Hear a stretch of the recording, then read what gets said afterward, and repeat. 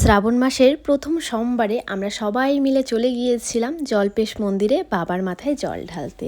আমি জানি তোমরা অনেকেই কম বেশি এই মন্দিরে গিয়েছো, তারপরেও মনে হলো ভিডিওটা তোমাদের সাথে শেয়ার করি। So hello everyone, welcome back to new video. কেমন আছো তোমরা সবাই? আশা করছি ভালো আছো, সাথে সুস্থ আছো। আমিও খুব ভালোই আছি। আমরা কিন্তু রবিবার রাতেই বেরিয়েছিলাম, একদম স্নান করে রেডি সেডি হয়ে। যাই হোক, চলে এসেছি গাড়ির ভিতরে, আর আমার লুকটাও তোমাদের সাথে শেয়ার করে দিলাম। যেতে যেতে দেখি এখানে হচ্ছে ভান্ডারা দিয়েছে, তো ওই জল শরবত এসবই দিচ্ছিল। তো যেহেতু আমরা উপোস ছিলাম, আমরা সেরকম কিছু কোথাও খাইনি, তবে এখানে বারবার বলাতে জলটা খাওয়া হয়েছিল। তারপর আমরা সবাই মিলে ভীষণ মজা করছিলাম গাড়ির মধ্যে। সুন্দর সুন্দর সব গান লাগিয়েছিল বাবার।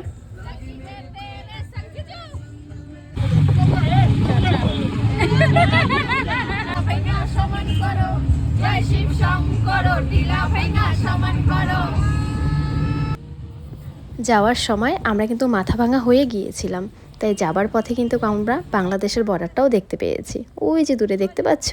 যাই হোক, এরপর রাস্তায় একটু চা খাওয়া হয়েছে, যারা যারা চা খেতে ভালোবাসে তারা তারা চা খেয়েছে। তারপরে আবার কিন্তু একটা ভান্ডারার সামনে গাড়িটা দাঁড় করিয়েছে, কারণ ওনারা সব গাড়িকে দাঁড় করাচ্ছিলেন। তো যারা খাবার খায় আর যারা না খাওয়ার তারা খায় না, যেহেতু আমরা পুজো দিব তাই আমরা খাইনি। তারপর হঠাৎ করে প্রচুর বৃষ্টি চলে এলো, আর আমরা মন্দিরের সামনে এসে পড়লাম।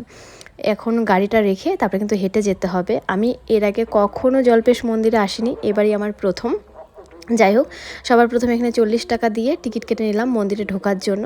টিকিট কেটে এখন কিন্তু সবাই হেঁটে হেঁটে যাচ্ছি। জানি না কত দূর যেতে হবে, কারণ আমার সত্যিই জানা নেই। যাই হোক, আর তখনও কিন্তু প্রচুর ভক্ত ছিল, সবাই ভীষণ মজা করতে করতে বাবার দর্শনে যাচ্ছিল।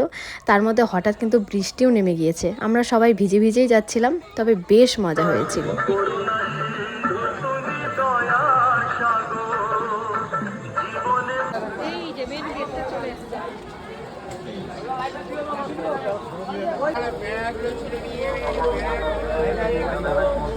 দেখতে দেখতে চলে এলাম বাবার মন্দিরের সামনে। এখন এখান থেকে ঘট কিনছি। আমরা বাড়ির থেকে সমস্ত কিছু নিয়ে গেছি, তবে এখানে শুধু প্লাস্টিকের ঘটগুলো কিনে নিয়েছি।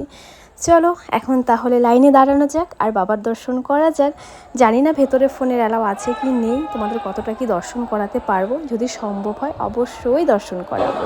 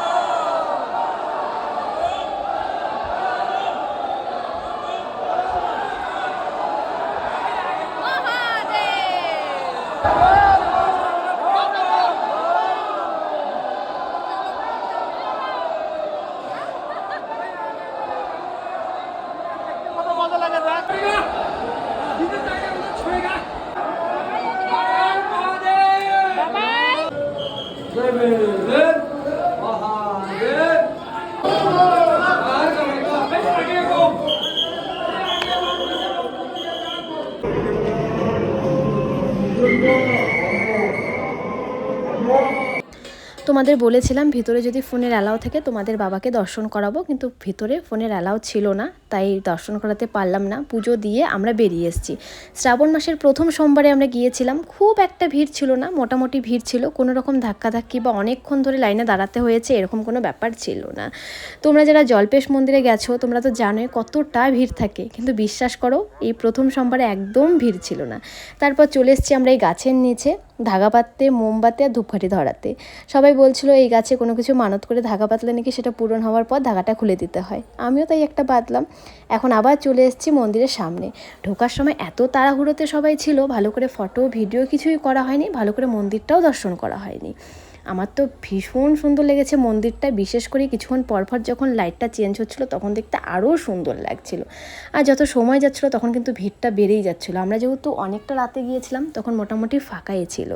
যাই হোক, ভিডিওটা তোমাদের কেমন লাগলো অবশ্যই কমেন্ট বক্সে কমেন্ট করে জানিও। ভালো লাগলে লাইক কমেন্ট করতে একদম ভুলো না।